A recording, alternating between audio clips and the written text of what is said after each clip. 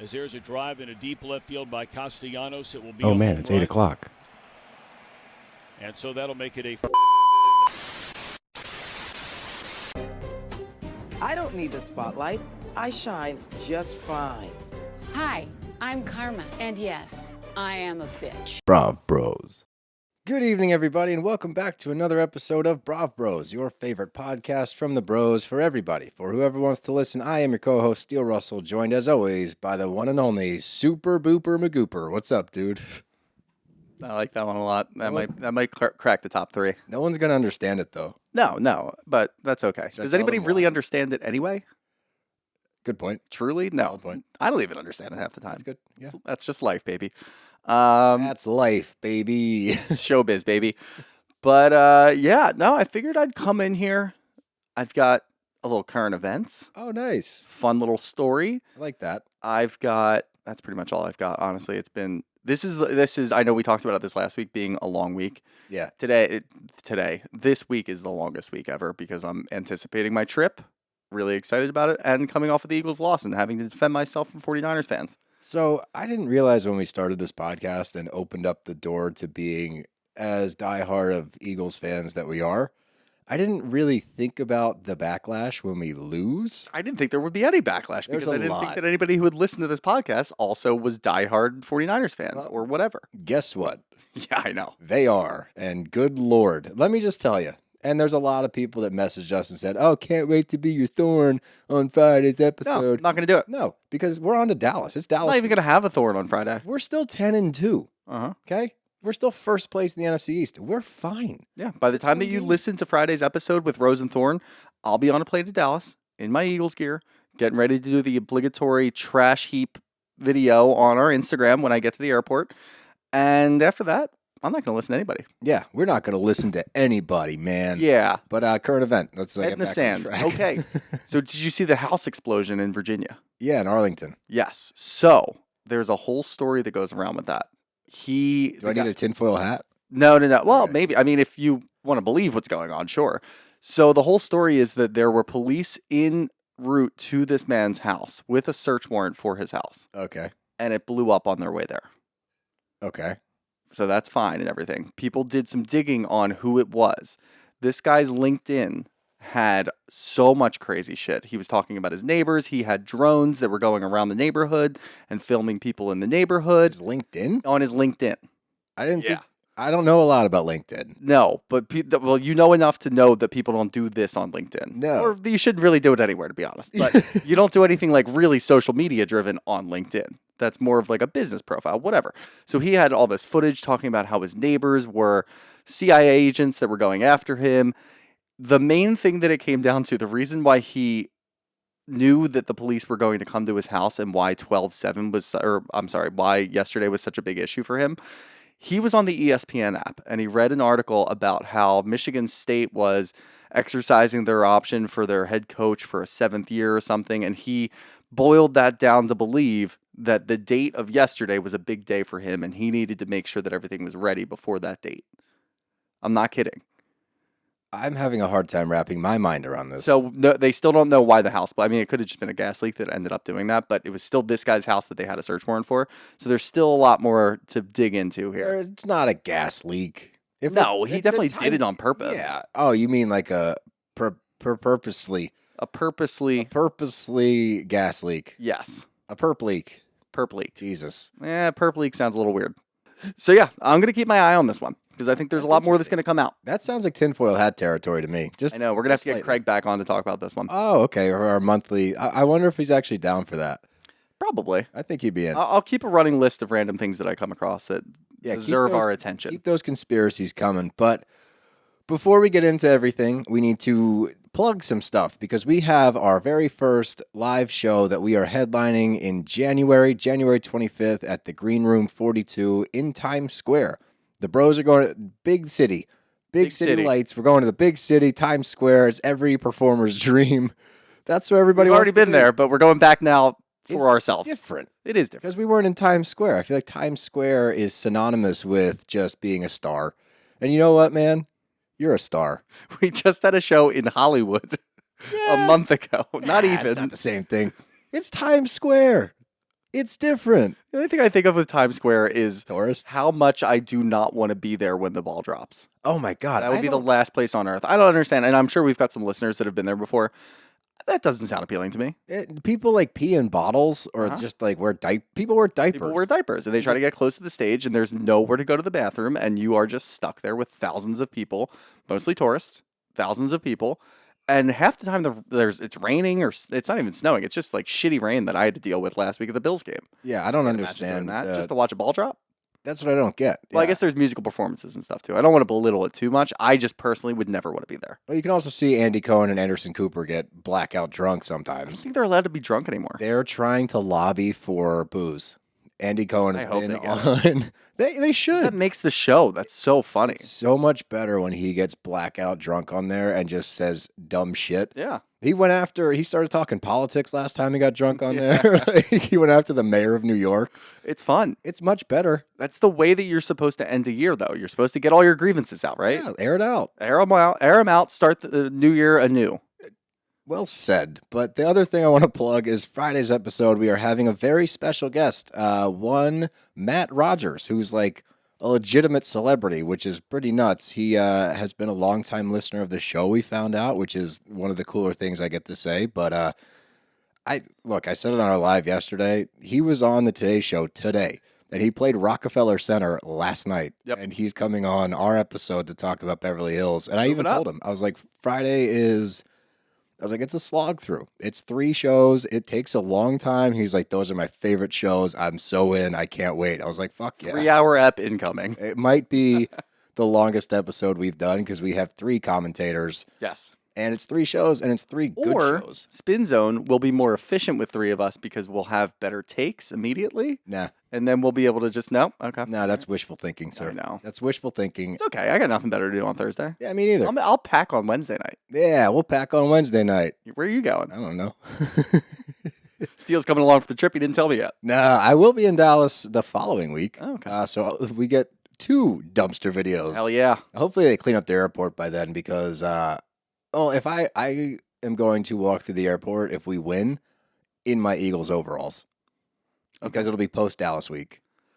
So, logistically speaking, that sounds like a nightmare. You're going to wear overalls on the flight? No, I'll keep them in my backpack. I'll just change in the airport. Okay. All right. I'll do it. Okay.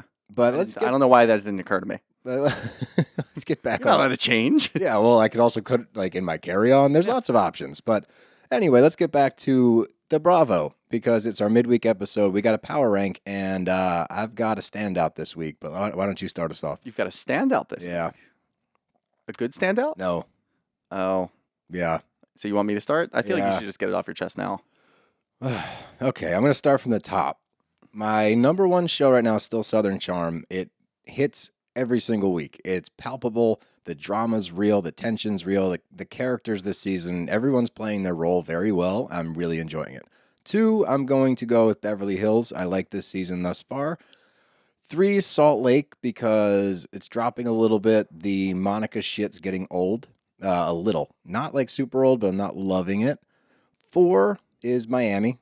And that could switch easily with 3, honestly. Miami's decent. And a huge plummet for me, Potomac is brutal. It is. I'm really, really not enjoying Potomac. And that sucks because I will ride or die for this show till the end. Like, I'll still watch it. But this was one of the worst episodes of Housewives I think I've seen. I don't think it's fringing on Orange County territory yet. No, but it's getting there. Dude, it's like 2... It has the potential to get there. It does. It's like 2 bad episodes away from a reboot for me. I know. And that's saying a lot because I love this show. But that's the thing is we talked about reboots for OC, and here they're just dropping Taylor and adding 2 more people. Oh man, I Just don't cancel the goddamn show. I think that comes down to numbers, and I think the ratings weren't terrible last year or last season. So I think Ratings that's a numbers game. maybe, but honestly, I feel like people were just watching so that they could listen to us groan on about it for an That's hour. why. That's why people were watching. I'll be in touch with Bravo. Those ratings aren't real. They're just people that wanted to hear us bitch and complain about it. But mine's not too far off from yours. I actually have Southern Charm still number 1. I've got Miami moving up to 2 Okay. because this is more preemptive because I feel like we're going to get a lot of enjoyment out of the next couple of weeks. Wait, you with got people on me last ripping- week for preemptive notions, and now you're making preemptive notions? Well, last week was better. I would say last week's episode was better than the other episodes from the other shows. Okay. But I do, fine. I'll drop the preemptive thing because I don't want to be a hypocrite. Yeah, don't be a hypocrite. I don't want to be a hypocrite. So, yeah, I've got Miami at 2 because I do think that we're starting to see everybody's going to turn on Larsa. Yeah. And I actually had some time to think about it. That whole podcast debacle that they did with her and Marcus, it didn't paint them in a good light. It was very uncomfortable. I feel like Bravo put that in there so that we could make fun of it. Oh, you think? Yeah, because there's no way that Bravo is going to come out of this and say, "Oh no, we were just trying to back Larsa and like give her things." Like, no, I think they realize how terrible of a person she is, and they wanted us to have an opportunity to be like, "This is shit." Yeah. So yeah, I've got them at 2. Salt Lake is 3. Beverly Hills 4. Still, Beverly Hills isn't doing shit for me. Really? It's really just not doing anything for me. It's not bad, but it's just not that great. Okay. We'll see, obviously, as the season goes along, because as 30 we know, episodes left. we've got a lot of episodes left, so it can take a lot of different turns. And then, yeah, Potomac is just a basement dweller at this point, and it sucks because we're not getting anything out of anyone. It's just, Robyn sitting over there, and obviously we're going to talk about this. Robyn sitting over there, she refuses to talk about things. We were excited at the prospect of maybe some witchcraft going on in there. Fell short. Not getting that. It's just kind of a he said, she said bullshit type of thing that nobody's really backing anything up, and nobody's joining in. What? Did you just quote Limp Bizkit? Yeah, I did. Yeah, I did. Is that okay? Am I allowed to do that on the show? Can I quote Limp Bizkit? All right, Absolutely. cool. Good. Always. That's probably a pretty tame reference for the majority of our references. Yeah. But yeah, so it's just, there's nothing to look forward to. It's just, there's no promise of anything good coming out of any of this. No, I don't see how this season progresses successfully with this storyline. And that's funny because we were talking about, oh, it's fun. It's like witchcraft and voodoo and blah, blah, blah. It's not fun. It's not fun at all. And here, we're going to start with Potomac. I requested if we could do that first because I wanted to get through it and move on to Southern Charm. But before we jump into the episode, my problem with Potomac, and I don't want to take all the credit for this take because I saw a clip and it was on the reality rundown. I'm not sure if that was the podcast doing it. And the point being, this is not a solo take here. This was something I saw, but after I watched it, and if you can check the clip out on reality rundown, again, I don't want to take the credit for it, but they made a very good point. It was like, nobody's talking to anybody. Like, Wendy doesn't talk to Nneka, right? Candace and Giselle refuse to talk to each other.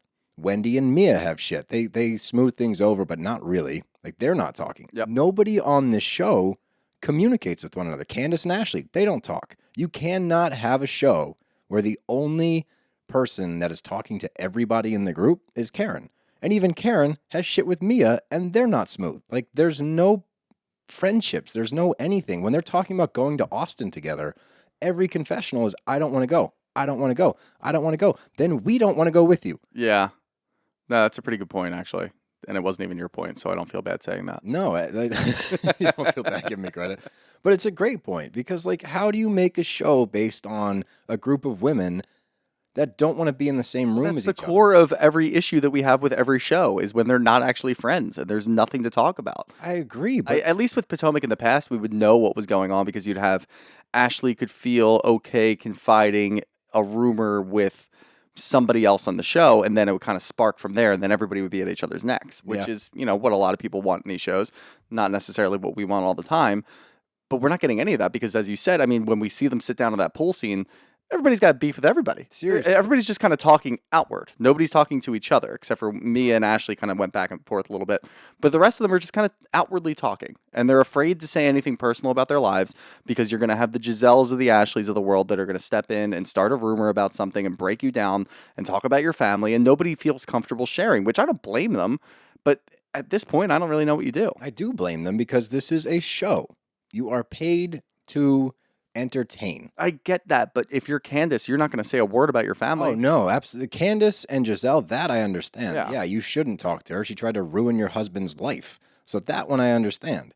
But the trivial shit, the bullshit, get over it. We need friendships. You can have factions. I do think we are going to get it looks like we're getting a Robyn breakdown So maybe we'll get that next week. That Try to turn back to the Juan and Robyn thing, which again, we can't move on from that until we get some answers. And if we just don't get answers, then we're never going to move on from anything, and the show's just going to be a stalemate. I So feel like we're taking a turn like Salt Lake last year when they decided that we're just going to focus on Heather's black eye instead of Jen Shaw, instead of focusing on Juan and Robyn, which is a very big thing, especially with all the shit that Juan's done with school and with the women. Like, that's captivating. Talk about that. I don't care. I do not care about Wendy and Nneka. That whole thing is not good TV. It doesn't matter. I think it could be good TV. How? Paint it how? Paint it how? Paint it how? Paint it how? Paint it how? That's me over here, painting it how. But I do think that it could be, and I think it's putting too much on a newcomer in Nneka to try to support that. She doesn't know how to play the game. She might think that she knows how to play the game, but you can tell during the argument that she has with Wendy, with everybody there, this is a prime opportunity to start showing up and throwing things out there, allegations. I don't care what you're going to throw out there. But instead, she's too focused on like phone records and this and that. And it's messy. It's confusing. It's not succinct. There's nothing going on there, and there's not enough for us to grasp onto. And Wendy's not going to give you shit. So it's just too hard to get through all of this because there's not enough substance there.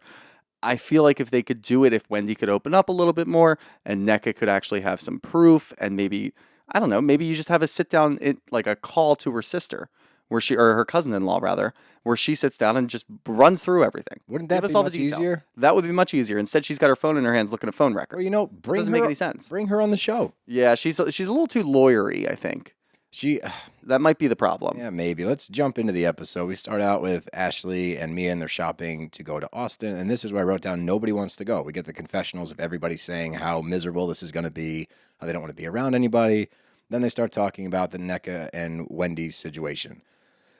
Everybody seems to be on Team Nneka, which, look, this is my problem with it all. It's all hearsay. It's all he said, she said. Even when we get to the phone records later, again, like you said, they're confusing as shit. Ashley even breaks it down. So they called in the 2nd, the 4th, and the 7th. For how long? What's this call log? If Ashley's getting involved with details, you know you've got something wrong there. Yeah, but my big problem with this scene, and I wrote it down in my journal, everything feels so produced. They are standing in this store trying to find things to say about this situation, and everybody's saying the same thing. I believe Nneka, and Wendy's wrong. Wendy's got to be lying, and I believe Nneka because she spoke with conviction.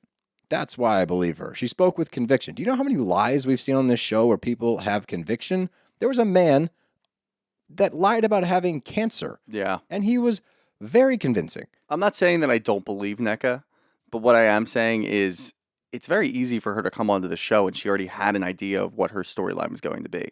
So she was able to sit there and practice and rehearse and say, all right, this is what I'm going to boil it down to. So you could speak anything with conviction. Yeah. I could spend the next week talking about how I'm now a Cowboys fan, and I would have people convinced that I switched allegiances. Yeah, that's my point. And here's my take on it, all right? Between Wendy and Nneka, this is my take. Okay. Both can be true. I do believe that Nneka used Wendy to try to get onto the show. Yes. I do not think that that's a bad thing. People saying it's thirsty. How do you get on these shows 90% of the time? You're a friend of. Somebody helps you get on the show. If she's lobbying to try to get on the show, who gives a shit? Agreed. I don't care. And then on the flip side, yeah, I believe that Wendy's mom said some shit. Or her sister-in-law, or whoever's getting involved now, because there's now 15 family members involved, and I don't know who said what. I believe that happened. I believe both things to be true. I think these two need to sit down and just be like, hey, I'm sorry that my mom said some shit, and I called you a clout chaser. Guess what? All of these women have called other women on the show a clout chaser at some point or another. So you're just joining the crew. We're all clout chasers. You and I are clout chasers. We're sitting here talking about it, getting listeners. Like, fucking get over it.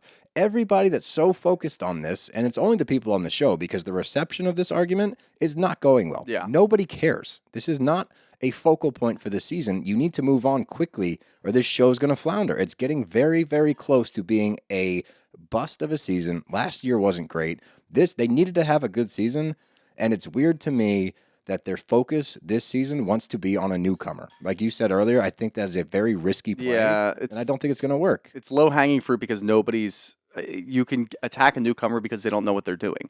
And you can try to exploit the way that they got on the show, whatever you want to do.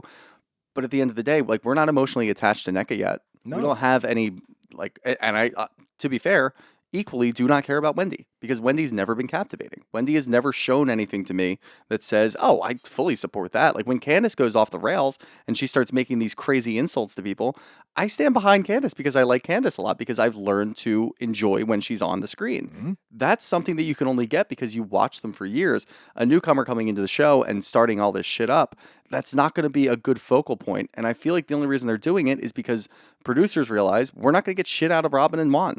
This is a tailor-made thing for the show. We can get everybody to try to chime in. We had a nice sit-down in the first episode. Yep. You got nothing out of it. Okay, what do we try next? Let's go do pickleball, and Juan will show up there. Nothing came of that. Instead, it was just Wendy and Nneka stuff because, again, we're not getting anything out of the main storyline that it's supposed to be. So I'm hoping this is just a holdover. I'm hoping everybody realizes we're not going to get anywhere from this. And I think what you said in the beginning of this is true. Two things can be true. Nneka used Wendy to get on the show and said that she knew Wendy a little bit better. Sure. Wendy saying that she didn't know Nneka is bullshit, and we already know that. And she may also want Nneka off the show because she wants to be the only one on the show, and she doesn't, or the only Nigerian on the show. That could be also true. Everything can be true. But is it that captivating? Do I really want to watch this on TV every week? No, I don't care. No, you know why? Because they're both on the show. Yes. How you got there is irrelevant to me. I do want to hear more from Wendy's mom, though. Dude, that thunderous? I wrote it down. We'll get there. Yeah, I know. I agree. And the next thing I want to talk about is Mia and G. And they go to therapy. And this was a wild scene. So we find out. I still don't think that we're allowed to see these things. We shouldn't be allowed to see these things. But they're talking about, she, I guess, was very close to filing for divorce. And things have gotten rocky ever since the fallout from the business stuff, which I get. You know, there was a lot of moving parts there, and this relationship, to us at least, seemed like it was financially based early on. Mm-hmm. So I would imagine that would throw a big wrench into your life. Plus, your lifestyle has changed, and then we find out what happened after the fact. Then, yeah, there's a lot they're dealing with because I guess they made a sale of a company or something. That part's confusing. They made a sale of some sort, and their lawyer that was working with them on the sale held some of that money in escrow. Ended up stealing that money. Mm-hmm. G reported him, as you should. Yep. He got disbarred and committed suicide. So now they're dealing with the fallout from that. And Mia's talking about, was it worth it? Obviously not. Like, money's not more important than a life. But at the same time, if somebody steals, 6 figures from but me, it's not their fault that guy committed absolutely suicide not. afterwards. It's not. But it's easy to say from this seat. Sure, like having to deal with the fact that you were in some way related to that incident. Yeah. Like, no, it's not your fault by any stretch of the imagination. You had nothing to do with it. And like Robyn says later, if he stole from you, like that's not the only time that he's done this. Like, Right. It was going to come out eventually. There's a reason why he stole from you. It's probably other debts that were Correct. incurring, and he had to do it, and so on and so We've forth. seen the Tom Girardi playbook. We know how this Yeah. shit works. But their big disconnect, and I think that this probably is what led to their downfall, because as we know, they're no longer together, is she wants to focus on family. When it comes to the business as well, she does not want to put the money before their kids' cousins and uncles and aunts. Like, she wants them to have that relationship and not ruin it based on the family business. Whereas G, he is 100% business all the time. I'm going to get what's mine. I don't care who they are, whether they're my family or not. They owe me. I'm going 100%. And they seem very disconnected on that. And I think that plays in also to their lawyer, the guy that stole from them, because I think in her mind, it's like, we shouldn't have taken it that far, which is also not true. And in his mind, he's like, no, I did what was right. But let's keep trucking. We get to Austen finally, and there's not a whole lot more to talk about here that we haven't touched on. We get some weird pie analogy, which I still don't really understand. Robyn's pie is in the freezer, but when it comes to Karen and her analogies, I don't think anybody understands them. She except does. For Karen. Half of her pie is in the freezer, and half of her pie is in the fridge. But that's what I don't. Did she throw out the other half of the pie? I don't know where the other half. Where is it? Did she eat it? The other quarter went. I don't know. There's a half and 2 quarters. Yeah, there's 3/4 of a pie missing. Where is it? No, there's a quarter in the Got freezer. a quarter in the freezer. Oh, she didn't reference. Maybe Move it they're to the fridge and like it's ready to go, and that's friendship. dry freeze. I got it like this. This is going to be a really funny segment. Honestly, this just goes to show you how shitty the episode was. Talking about pie. Let's talk about the pie. Yep. Because my idea of the pie is that she threw out the first half. Okay. She said, you know what? We're not going to be friends. I'm done with that. Half of your pie is gone. I gave it Freezing away. the other half. I'm freezing the other half in hopes that maybe I can thaw it out and enjoy it someday. So she thawed half of it, half of the half. So she thawed a quarter. And then, yes, she took a quarter out, but I think that quarter has also been thrown out. So there's only a quarter left. There's in the a quarter freezer. left in the freezer, and that's in the hopes that, we can be friends at some point in time. She and said, I'm hoping. when you confess, I will thaw your pie. Yes. Okay. But the other 3/4 of the pie, I think, is gone. gone. Did she eat it? I think she No, gave it away she or said she's threw not it going to out. put her pie in her mouth. Yes, so That's I what think she she said. threw it out. Okay, so her pie is thrown away, and there's a quarter in the freezer. I think what she's saying is Robyn has one last chance to be friends. Yeah, I think that's okay. Cool, we broke That's it what down. the quarter We got is. there. Yeah. Nice. All right, But cool. she's saving it, and that can She's stay in the saving it. freezer as long as you want. It depends. That's up to Robyn. You got to. What's up with pies expiration dates? Can somebody dig into that? Yeah. How long can you freeze a pie for? I think you can do it for. I mean, people do wedding cakes, as we saw with Patricia. She's got the queen or the king's wedding cake, right? Yeah. So you can keep a wedding cake in the freezer for a long time. So pie should not be any different. I would think so. All right. I'm glad we So the broke pie, this down yeah. so successfully. We sound really smart right Do. I'm happy that we did that. I also have a nice little funny tidbit. Again, this episode sucked. I snuck into that pool in Austin. That one that they were at. Stop it. Yeah. What I was do you on mean? I was on a bachelor party a couple years ago. We did not stay in that hotel. We stayed in an Airbnb outside of the city. Riding scooters around, as people do in Austin. How many times did you crash that scooter? 4. 4, yeah. The one was really funny. I was going to, I think it's 5th Street or whatever. It's like a little bit off the beaten path, and there's potholes everywhere. I mean, people complain about Philly potholes all the time. The potholes there were really rough, and at least this isn't much of a scooter city. You can't be riding scooters around with potholes. It's terrible, but this was my fault. I was heading back. The Eagles played on Thursday night. I was heading back from the main bar area, going to a sidebar area by myself. I had my phone in my hand while I was riding with the scooter and was texting. I think I was tracking a location of one of my friends, and I went head over the fucking handlebars. Oh God. And I was fine. Thank God. People But I was get really hurt from I those know, things. but I rolled. I know how to fall. They Oh, do talk you? about like Joel Embiid doesn't know how to fall and he had to take jujitsu. I was just born with So that. did Tua. Yeah, Tua did too. Yeah. I was just born with that skill. It's a great skill. So I rolled in the middle of the street and I was dying laughing, and one of my friends walked over and saw it, and that was pretty much the last time that I fell. But I did fall 3 times before that. Get back to the part where you snuck into the pool. Oh, right, the pool. Yeah. So we were there, and we wanted to go to a rooftop pool. We found the hotel. It was this hotel. And you have to have a pass to get to the top. You cannot access the pool unless you're staying at the hotel. And even if you're staying at the hotel, I think you do have to pay for some sort of pool pass on top of to it. keep degenerates like you out Yeah. of the pool. And we had gone to a barcade earlier that day, so I was already feeling myself. It was maybe about 2 in the afternoon. A couple of us got onto the hotel or onto the elevator, and we were talking to people who were actually staying there, and they scanned their pass to get us to the top. Oh, that's Got nice. to the top, and I got up there. We had one drink, and then we got kicked out. Oh, you did? Yeah, they found out that we didn't belong there. No, at least you got to have a drink. That's kind I of. didn't have swim trunks on. I guess that was. I think my. That's the caveat. Yeah, dude. I immediately turned around. I'm like, what? I have to wear swim trunks to just be up here? I just want to be up here and enjoy myself. And we know that you don't stay Interesting. here. I'm like, okay. All right. Well, let's get back to the episode. Nice little tangent there. But I want to talk about the elephant in the room, and that's the Candace and Giselle thing. And I'm still confused why Giselle thinks she has a leg to stand on here. It doesn't make a whole lot of sense to me, because comparing what Candace said to you, and yes, it was harsh. She came on strong, but let's also remember why. You know what I mean? Yep.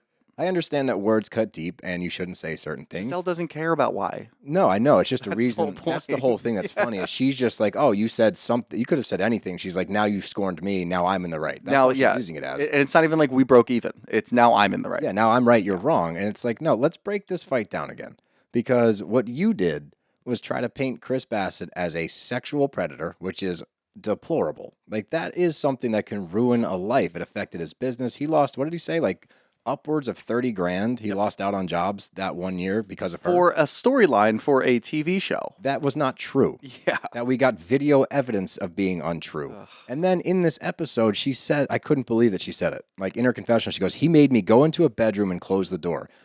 That is such a depraved way of painting what actually happened, because you're saying that intentionally to make it sound gross again. She also refuted her own claim on the reunion last year. I She know. said that didn't happen. So for her to go back to this again, and like, I'm not going to go down this path again. I refuse to. And if that's the way the show is going, dude, like, put a nail in the coffin because this shit's over and it's already teetering. So I hope that they don't go to that. But I just needed to talk about it again because the fact that Giselle thinks that she has any room to not be cool with Candace. Candace is the one that was scorned here. Yep. She said some fucked up shit to you. You tried to ruin her husband's life and in turn ruin her life. So that's not the same thing. So get over yourself. It's not a fun little thing like, ooh, I'm being difficult. Like, it's fucking annoying. And this whole show's annoying right now, and that breaks my heart. It really, really stinks. It does suck because this was your number one show for a long time. And I will say this about Candace. Candace's reaction to this is a genuine normal person reaction. Yep. If anybody did this to your family, to your husband specifically, you're going to have this reaction. You're done with that person because that person will only bring you trouble. Period. So just cut them off entirely. Yes, we're on the same TV show, but I don't have to interact with you. I don't have to act like I'm nice. What Giselle wants is the normal housewife reaction where something bad happens and then you know what? You go to a sound bath and you try to figure it out and everything's okay. And then you're good for like 6-7 episodes and then something else happens. That's what Giselle expects. So I think Giselle's surprised by Candace completely cutting her off and she doesn't know what to do. We talked about this with Nicole and Anthony on Miami. I think maybe Candace and Chris just need to move on and get off this show. I know, man. Because you're too normal for the show. Yeah, I wonder what other show they could go on. Like, we haven't even seen Chris this year, and I talked to him. Candace could probably go to Atlanta. We talked about that before. Yeah, she's got ties there, especially with the music industry. Yep. That would make sense. We talked to Chris about other husbands, and he likes a lot of the husbands from Atlanta. Yeah, too, so. We also talked to him, and he's like purposely like, yeah, I didn't fuck with the season like after last year, which who can fault him? Yeah, understandable. I know there's going to be people like begging for him. You're telling other people that he needs to be on the TV show because he signed up for this and you're a husband for the housewife. It's like, no. He went through the ringer. He went through it. If you can't see that, then you're an idiot. Yeah, he's good for a year at least. But the last thing that we need to talk about, then we can move on from this very, very sad episode, the Nneka and Wendy stuff at the end. And we've already discussed it for the most part. There's not much more to say. I wrote it down verbatim so we can get it right. What Wendy's mom said in a post, and Wendy thought it'd be a good idea to read this in her defense of not doing witchcraft or voodoo or putting curses on people in shrines, was Holy Ghost fire and thunderstorms on your mom and dad. Holy Ghost fire and thunderstorms, to me, implies a threat. And Ashley says that. That sounds kind of threatening. It really does. I don't know if if I'm taking a dig at somebody and I say Holy Ghost fire. Holy Ghost fire by itself is daunting. Is daunting, but it's okay because I feel like the Holy Ghost is usually referenced with fire sometimes, at least in the Bible. So that's part of it's okay. But once you bring in thunder, you're done. Well, thunderstorms. You bring in a thunderstorm. Fire. You can't have fire during a thunderstorm. That just sounds like a nightmare. Yeah. So yes, that is not good evidence on your own behalf. I thought that was an interesting. I do appreciate that she's like, I'm just going to read it and get out of the way. Yeah. Damning evidence, though. It is. It's not a positive thing. I wouldn't want that on anybody. But I literally wrote at the end of this, they had the Sip and See event, which is interesting that I believe her name is pronounced Lebe. Mm-hmm. Lebe, I don't want to get that wrong. Lebe. But she was invited to the Sip and See that we saw on Potomac a couple of years ago, and we didn't get to see her on screen at the time.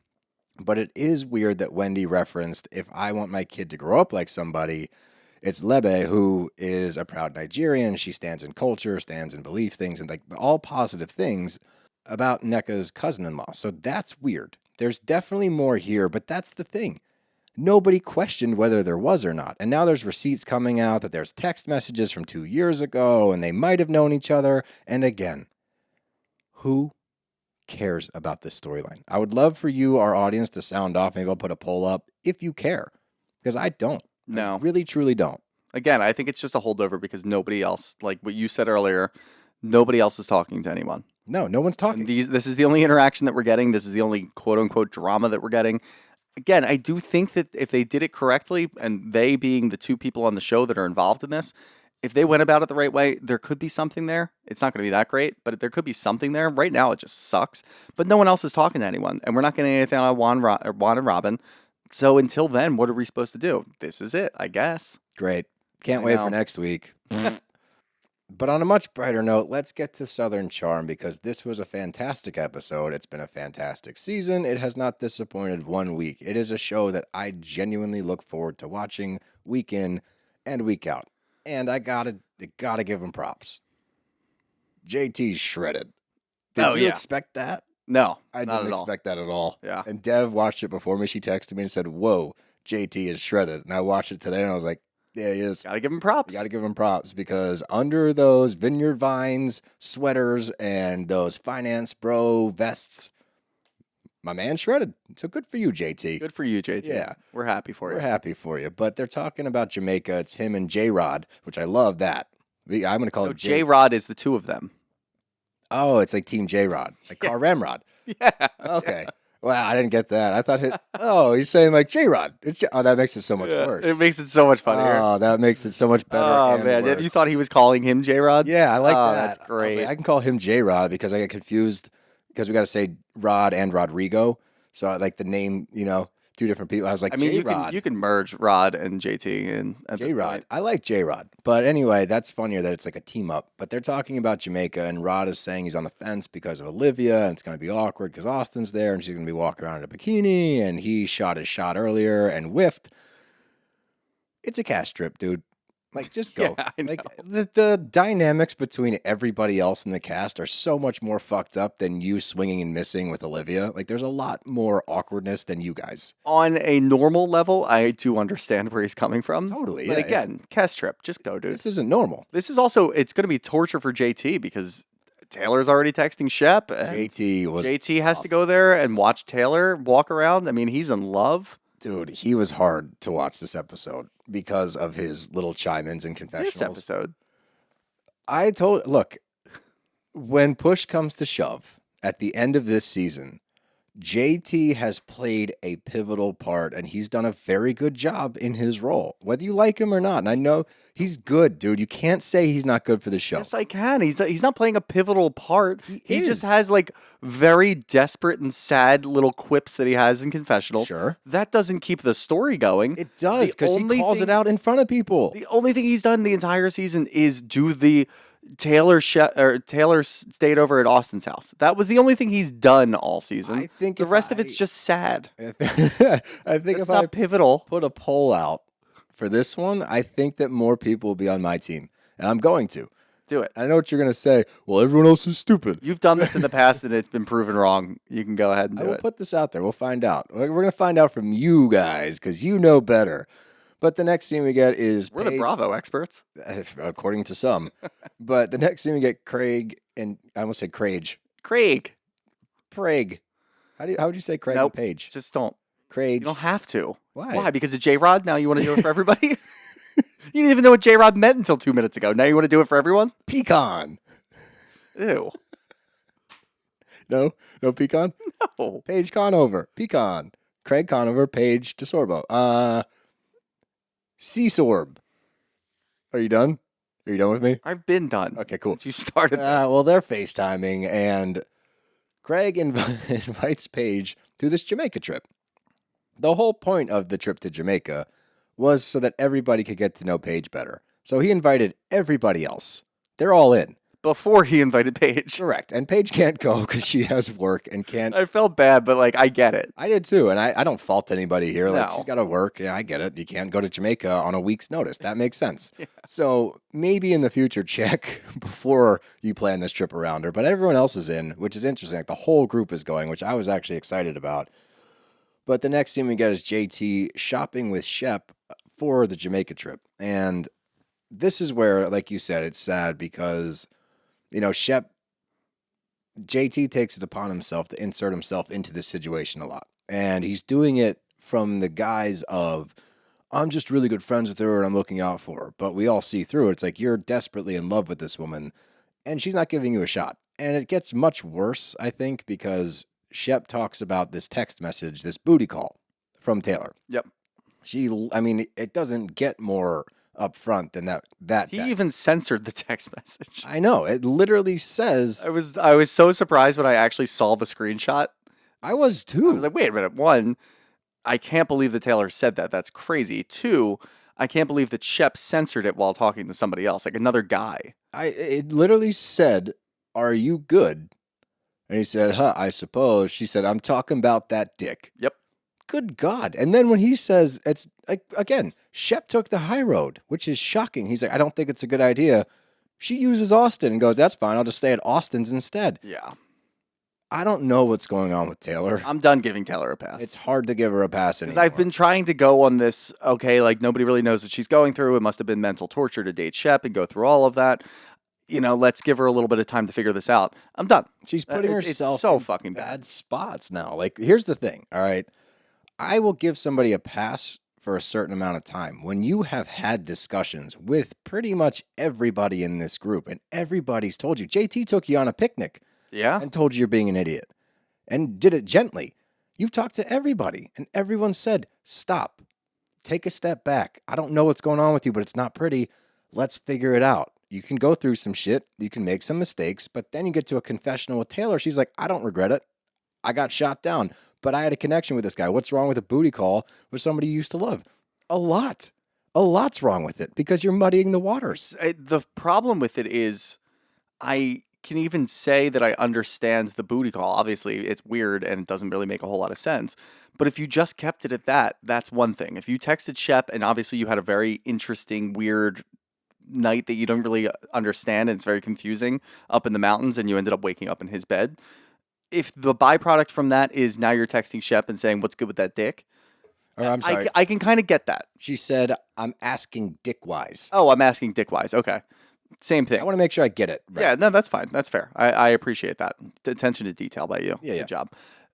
If she did that and that was the byproduct, I understand that. But once you use Austen as emotional manipulation against Shep because he turned you down for something that you shouldn't be asking in the first place, that's when it gets really bad. That's when it's deplorable behavior. When Shep is the moral compass, that's a problem. Yeah. When he's making the correct decisions for your relationship moving forward and for you personally, like he's looking out for Taylor here, which is hysterical. He's looking out for himself too. Yeah. But he's also doing right by her. No, this is a bad idea. All right, cool.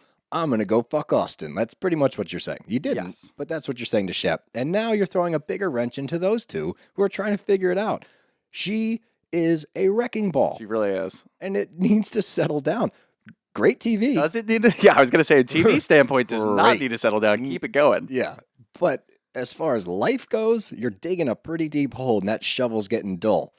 How you like that one? You're going to have people start standing for Shep and saying that he's a good moral compass. I For this still whole will thing. not. I won't ever. I But said people. people, not me. Yep. Because I'm not a sheeple. You're not a sheeple. I'm no sheeple.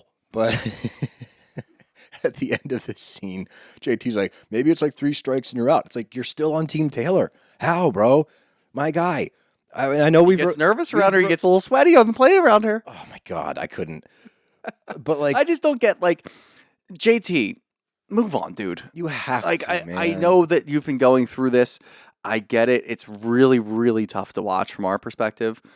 But you have so much at your disposal where people are showing you all the things that Taylor's doing, and you're still trying? You're still on Why? her side. You're on her side. Well, he's on her side because he's, like, blinded by love. No, I get that, but like, But- dude, she just swung and missed with her ex-boyfriend who cheated on her. She has also been canoodling with Austen. She is doing this with, and here's the other thing, okay? Because you've now gotten so involved with Shep and Austen and Taylor and this weird triangle that's going on, if this all He's not falls even in the apart- triangle. No, he's not. Those Okay, three. all right, No, yeah. he's separate. The triangle is Shep, Austen, and Taylor. Yeah. Don't get it twisted. He's point D about 25 meters Yeah, that he's way. over here. But because of that, let's say by some crazy stroke of luck, you're the last man in Charleston and she gives you a shot, you're out of the group. Yeah. You can't then, like, you can't date her. That's where I'm confused. Like, how does this end well for you? In what world is this going to work out? Even if if she's down, what happens next? Are you guys off the show now? Because I don't see how you move forward. Maybe it's so outlandish that if it happened, the rest of the group would be like, okay, whatever. I think that it would just be, yeah, I mean, if they dated, I don't think anybody on the cast would lose any sleep over them being off the Austin show. would be livid. Because he has that weird thing. He has this weird sense of, I don't want to say ownership. Well, with Olivia, because Olivia's dating a guy now. So if JT and Taylor were to start dating, I mean, who knows? Maybe Austen fell for another pretty girl and just letting him at least ruin he's his more life. self-aware in this episode. And that takes us to the next scene because we get to go to his therapist. I don't want to, because we obviously don't know her, her volume of work and who she's worked with and helped. I don't think she's great with Austen, his therapist. I had a thought about it. Because, You have to find a therapist that's going to be okay with cameras in there. right, that's one part. The other part is, and I wrote this down, does the therapist watch the show?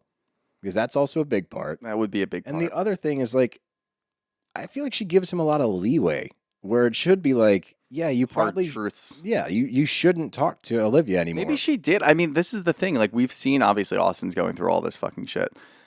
But we've seen a really, really bad Austen in the past. Yeah. Maybe she already did that. And now this is just kind of like the check-ins of what's going on now. How does this make you feel? And we Maybe. kind of missed all the hard truths. But if she really knew him, she wouldn't say, trust your gut. Because his gut's always wrong. He even says it. I don't trust myself. Yeah. Like he gets, and this is where I got to give him credit because he's self-aware enough to be like, I'm usually wrong when I go with my intuition. Like I probably shouldn't trust my intuition. I get blinded by pretty girls and I want to get involved. And then I get to a point where I'm like, whoops. And then I do something dumb. I'm just going to go out and say it Okay. right now. Any of these therapists that we see on these shows that allow cameras in there, we always have questions about them. Absolutely. Because, you know, it's a very personal thing. And it's like your job. It almost, They're shitty at their jobs. They're bad.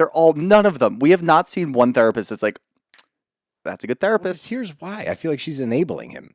Like She it's is. an enabling relationship where it's like where he's like, I want to maintain that friendship with Olivia, but keep it platonic. She should be like, that's impossible. Mhm. Don't do that because of your history together. Unless and she you still have doesn't know, feelings. she might not know. She only knows what Austen's willing to tell her. That's true. Austen could be going into these therapy sessions and not telling her everything. It does not seem like that's the case. She seems to know most of the information because he's also damning himself. He's telling her like, yeah, I'm not great at this. Yeah, I would just say any of these therapists that are willing to go on TV, especially on Bravo, they're probably not good at their job. I think it's fair. And I'm I'm gonna sorry. say it. Maybe she's great with other patients, but I don't think she's handling Austen well. But anyway, we get Madison going to the OBGYN. She's trying to get pregnant again with Brett. So this looks like her last hurrah in Jamaica, which is, you know, a cool scene that she's expanding her family. She seems to be happy enough with Brett. We like Brett. Brett's a winner, even though he's gone a lot, but he seems like a good dude. But moving on from there, we get Taylor and Leva at Republic. And this is where Leva questions her about the text message. Because she's like, how are things going? And Taylor's like, oh, fine, I guess. And she's like, no, but like, how are things going? Like, I heard some shit. And this is where Taylor's like, I don't feel bad. It's not a mistake. It's like, well, It is. it's a huge mistake. Yeah. It's a very big mistake. And Leva is sweet enough to be like, maybe just be careful. But in the confessional, she's like, this is a Taylor that I don't know. And I think we can all say that. You think that because it's a new Taylor that nobody knows, that everybody's kind of afraid to just tell her how they feel about That's these things? Yeah. Because I think that's what Taylor's missing in these situations. She doesn't have anybody. I mean, she had Olivia for a little while there. She doesn't have anybody close to her to tell her, stop doing what you're doing. Stop it. Figure it the fuck out. Yeah, knock Because it you off. look like an absolute moron. You look like an idiot, and all of your actions are saying, hey, I'm an idiot. Look at me. And everybody knows about it. And we know this in this whole group of friends. Everything's so incestual. All the text messages that are shared, even if it's a one-on-one text, gets sent to somebody else. Yep. If it's a nude that's sent to Whitney, he's going to share it. Yep. You should know at this point. And it seems like not only does she know that everything that she says is going to come back on her, she accepts it. Somebody needs to sit her down and be like, you're a moron. What are you doing? She seems to be okay with people talking shit. I don't know how she got to that point. I don't either, because that's not a Taylor that we saw in No. the past. So it's weird behavior. And again, she gets no more passes now because people have brought it to her attention and she keeps making dumb decisions. But she's clearly going through something. I don't know if it's Shep related or men related in general. You know, she was scorned by Shep and then she fell for Austen a little bit and then he was out. So maybe it's just now she's like grasping at straws, so to speak. Could be. But it's just a tough look. And I think that Olivia paints it very well. She's talking to her mom about the trip and, you know, she's nervous to go for obvious reasons. And she's like, well, have you talked to Taylor? And Olivia's like, no, she's not ready to talk to Taylor because Taylor does not get how deep this is. And I think that's the best way to put it. Olivia feels like her best friend stabbed her in the back. Yep. And she did. And that's the problem. And that's a very deep-rooted issue. That's a friendship built on trust that has now been destroyed, that takes a long time, if ever, to repair. And even then, it's never going to be the same. Taylor does not understand the gravity of what she did, I don't think. And I think that is obvious with how she's dealing with everything. I think that she sees Austen getting a pass. And she's like, well, this isn't that big of a deal. Olivia and Austen are cool again. It's like, you need to get off of the fact that you think this is about you and Austen. It's not. The issue is you lied to Olivia about it. Yes, it's an Austen situation initially, but the big problem here is the lack of trust. And then you go out and say stupid shit like, I'm going to go to Austen's then after booty calling Shep and it not working. You're now throwing him back into this for Olivia to find out and be like, well, if you said that there was nothing there and everything's over, why are you using him to make Shep jealous? There's so many things here that Taylor doesn't understand. And Olivia's like, yeah, I'm not cool with her. We're not ready to talk because she doesn't get it. And for all intents and purposes, she does not get it. She doesn't get it. And I also completely agree with Olivia. You do not want this Taylor back in your life. If you know what's going on and you see these text messages and you see all the actions that she's been doing and all the terrible, terrible decisions that she's been making, why would you want that person back in your life? I don't know. Olivia's life is a roller coaster right now. Yeah, There's she's got a so lot many going on. things going on. She needs to distance herself from people who are going to make terrible decisions like that and emotional decisions, which it looks like that's what Taylor's been doing. Yep. If you can remove yourself from that situation entirely, you're going to do it. And she is That's doing a it. smart move. And she's talking to her mom who understands that. Yep. That is a good thing to lean on. Taylor is just all over the fucking place. Yeah, I'm going to go ahead and distance myself from that person because what's going to happen? If Taylor has an issue or if I have an issue with something that Taylor says in Jamaica, then all of a sudden she's going to be throwing Austen back in my face. Then all of a sudden she's going to be talking about Shep. Get the hell out of there. Do not get near that because guess what? She's got JT built in. JT will sit down at lunch with her or breakfast with her the next day when she makes a terrible decision. And he will be hating himself because he's madly in love with her. But at least she has somebody to talk to. You don't have to worry about that. Worry about yourself. Well said. Well said indeed. But moving on from there, we get the gym scene with Austen and Craig. And this is where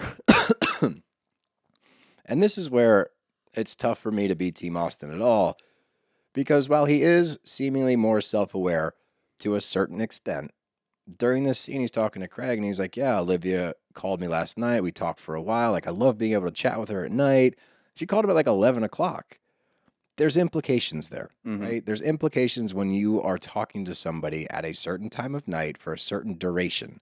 That's different than a friendship, especially when you've been romantic in the past, and you also told this girl within the past month that you loved her still. So there's a lot there, and I don't think that he understands that. He sees this as, I want to be friends with her. Craig, thank God, is quick to point out, do you really think this is a good idea? Do you really think it's smart to be friends with your ex, as he talks about all the time, because of where it might lead? And that's why you don't hang out with exes. And we see like the highlight reel of like bad shit happening with like, let's talk about Craig and Naomi last season. That was a disaster, and Craig didn't want to be part of it. Yep. So like, he's totally right here. I think that that's the issue with Austen is he wants his cake and he wants to eat it too. And you can't do that. You can't be friends with her like this because there's implications there and there always will be. Maybe in a year or two when shit's mellowed out, you guys can be friendly, but being there for her should be solely based on trying to get her on her feet again after her brother passed away. There shouldn't be more than that because it's going to lead to questions, and we see it play out later in real time. And that'll take us right to Jamaica, which I do want to talk about the flight real quick because of the JT comment. And also, did you see who was taking pictures out of the goddamn window? And I've talked about this before. Rod, Why? you're flying over a beach. Has anybody a beautiful scene. ever, when you're on Instagram and you see a story of somebody on a fucking airplane taking a video out the window, has anybody ever replied to that story and went, ooh, or beautiful? One or time. anything? Maybe once. One time. Did you? Fly? No, I didn't do it. No, God, no. Kidding Like, me? I'm asleep probably. If you're flying over, like, No. This person was flying over the link okay, saying "Go Birds." that's different. But there's substance. I'm in on that. There's a subject there. Yes. Okay? Just taking a video out the window of a cloud is not art. But maybe it wasn't the cloud. Maybe they were about to land and it was the beach and he was saying, wheels up to Jamaica. I don't know, dude. Only way I'll give it any life is if he's making a travel reel and he's getting the landing. And that's like the start of like, oh, we're in Jamaica. And then like boop, boop. And then it boops over to something else. Them getting off the plane. It's just like a collaboration, Could like be. a montage. Fine.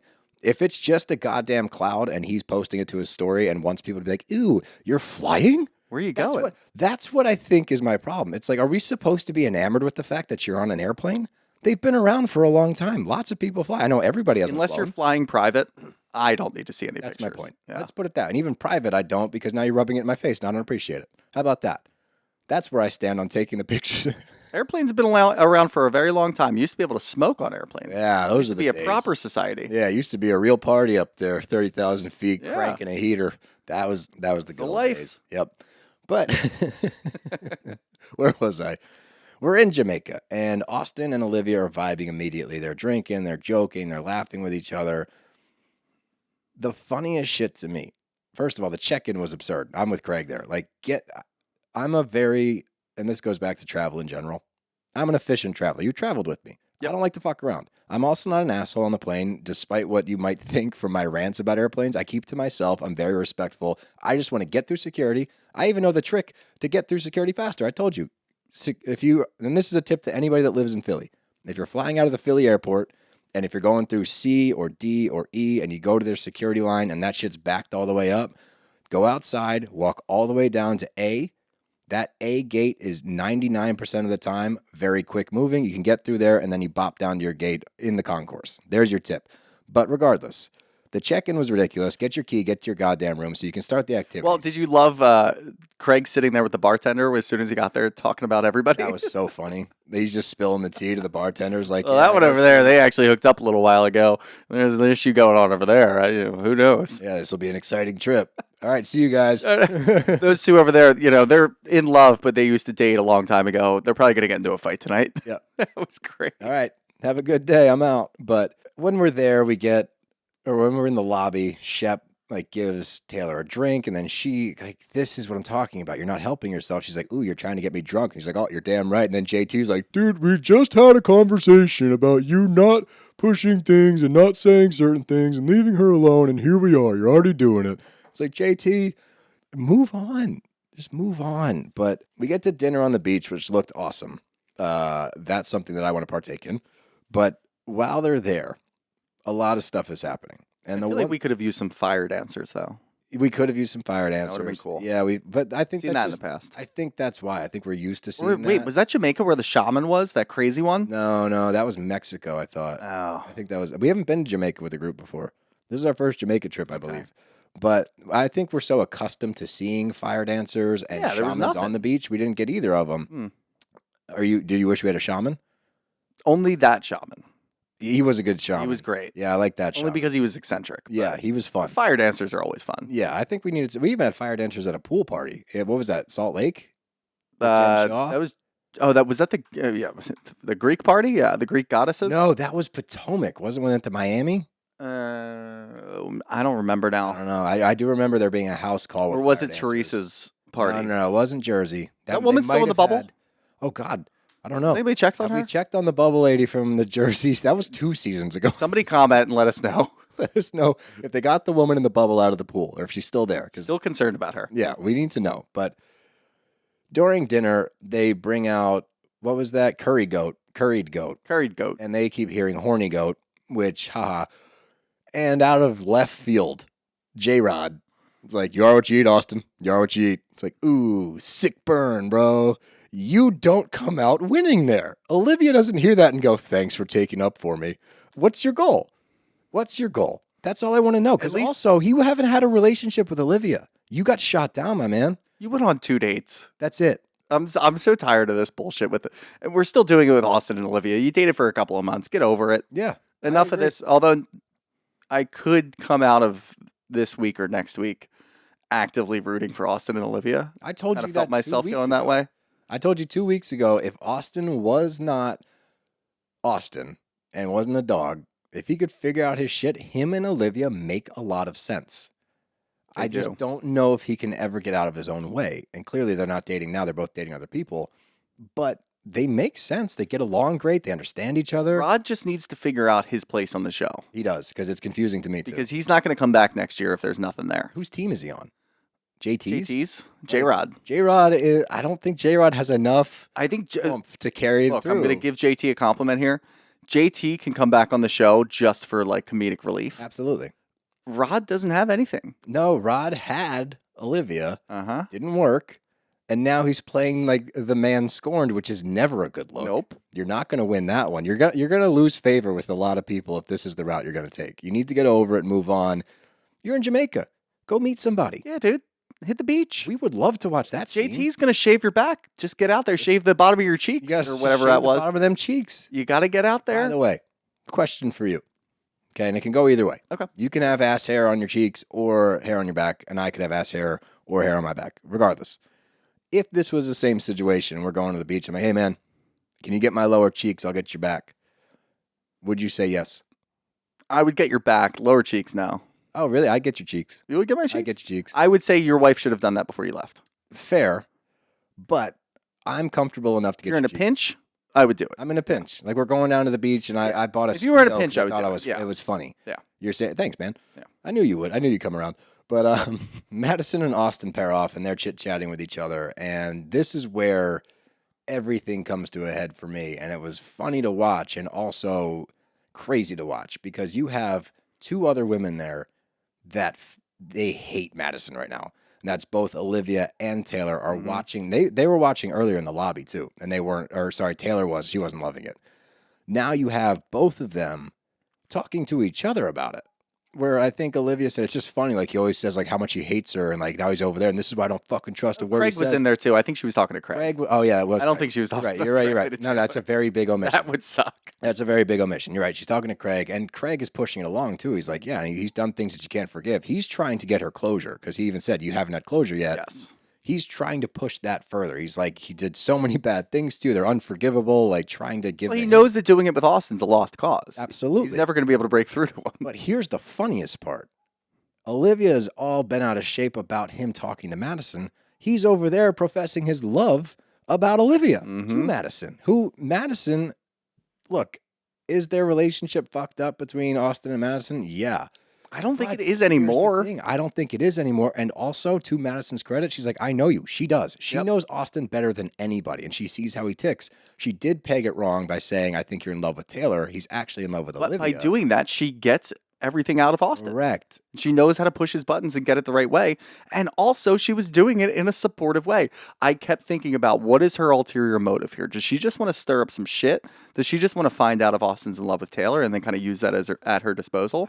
I don't think she does, honestly. This was a I think genuine Madison's moment. in such a good part of her life right now, and she's so happy that she's willing to sit down with her ex-boyfriend who caused her a lot of misery, and obviously it was mutual, but still, that he caused her a lot of misery, and have a supportive conversation about what are you doing? Who are you in love with? Let's find this out. Let's get to the And bottom. I think she's going to try to help Austen either find some closure and maybe end up with Olivia or move on. But I feel like the conversation where it started with Taylor, I was a little questioning of that because she was so supportive of that, saying, don't worry about that because Shep is the most selfish person in the world. Don't worry about him over there. Don't worry about what other people think. Are you in love with Taylor?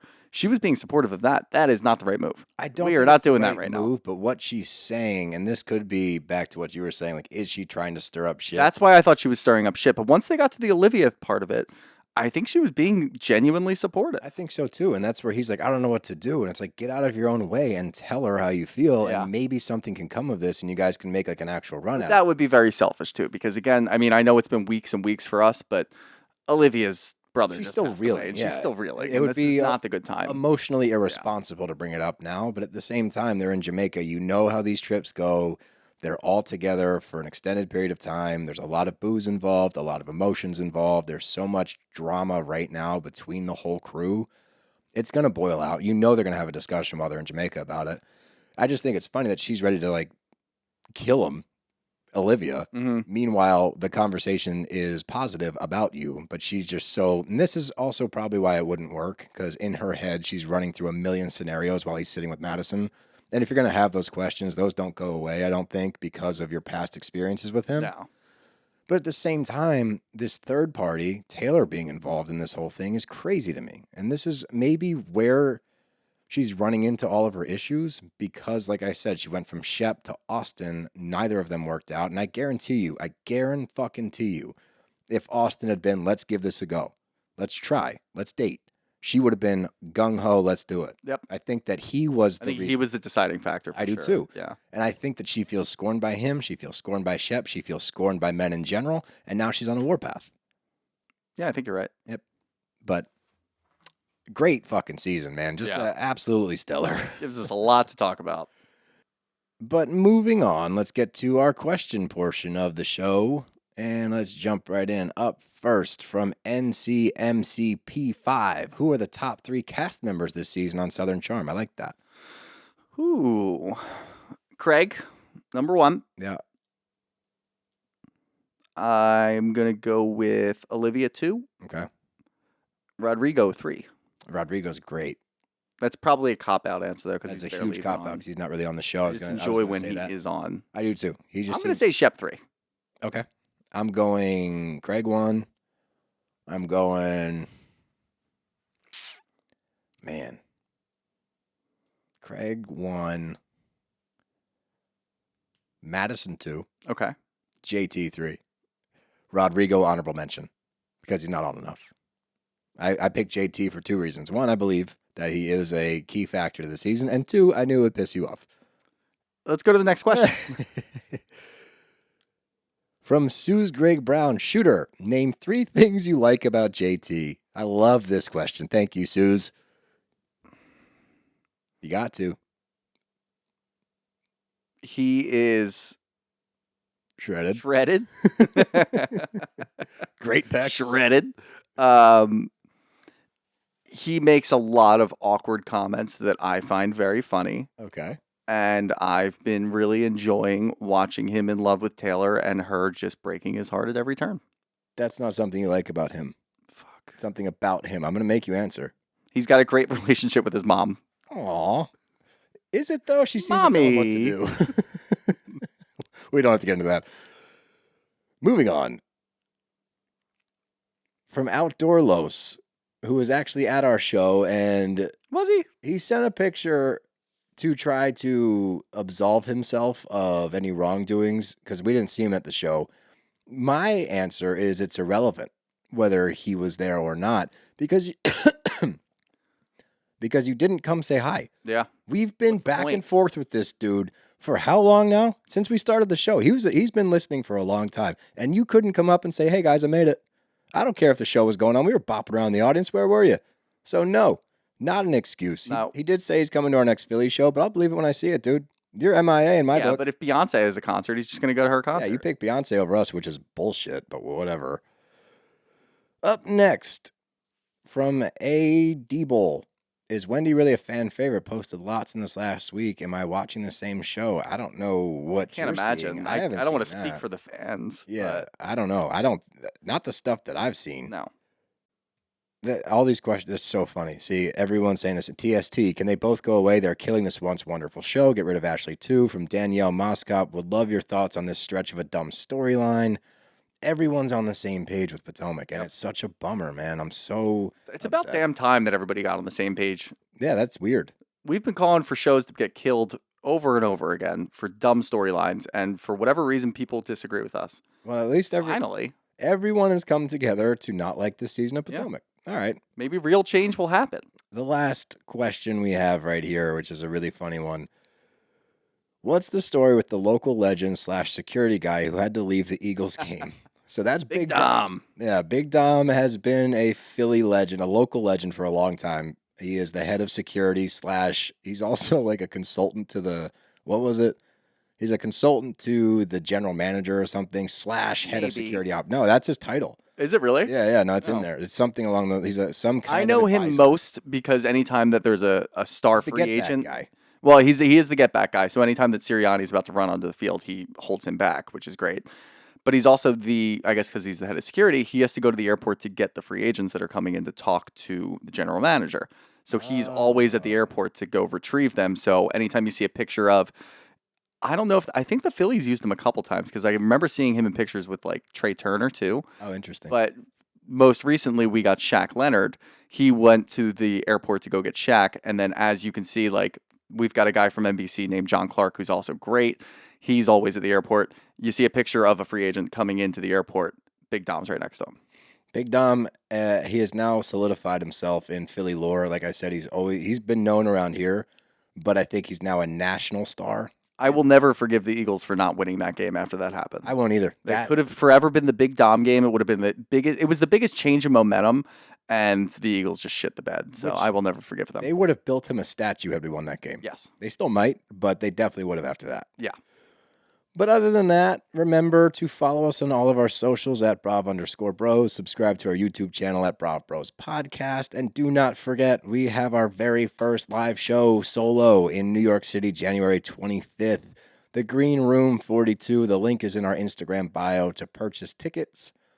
Don't forget, Friday, we got Matt Rogers coming on the show. He's a real celebrity. I don't know why he likes us, but he does. I can't wait to chat with him. Those of you that have listened to him on Watch What Happens Live or his podcast or other podcasts, he has amazing takes. He's not afraid to speak his mind. He's going to fit in very well here. So excited for that. So make sure you tune in Friday. And go Birds, Dallas week. Dallas week, baby. Get them ticks. Get them ticks, baby. BravBros are out of here.